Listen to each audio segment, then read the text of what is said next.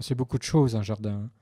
C'est un lieu qu'on découvre à l'extérieur, soit chez un particulier ou soit dans un parc également. Ça peut être aussi un espace public. Donc c'est un espace public ou un espace privé.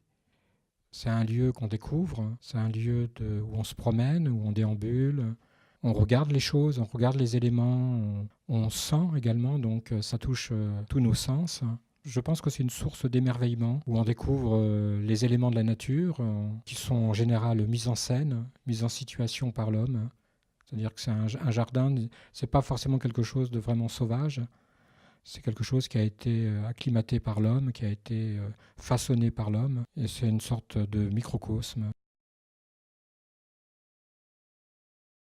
L'homme s'est toujours intéressé, enfin l'homme, la femme, hein, s'est toujours intéressé pour découvrir le monde, pour mieux le connaître, à étudier la nature. C'est une source de référence et c'est à travers son étude qu'on a pu sans doute découvrir de multiples solutions pour permettre à l'humanité de trouver des solutions scientifiques, médicales et autres, hein, mécaniques, biologiques. Donc c'est vraiment un lieu où on a façonné notre domaine scientifique d'une manière très étendue, hein, très, très large. Donc c'est vraiment une source de connaissances et cette étude de la nature, cette étude du jardin est continue. Et c'est vraiment un élément essentiel pour mieux connaître le monde et mieux se connaître et développer des solutions à nos questionnements, à nos réflexions et à ce qui nous arrive.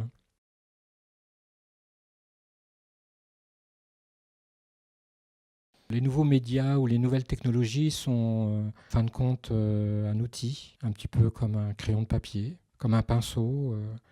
Je l'utilise de la manière la plus simple possible, hein, en évitant d'employer trop de technologie, mais d'une manière donc simple, directe.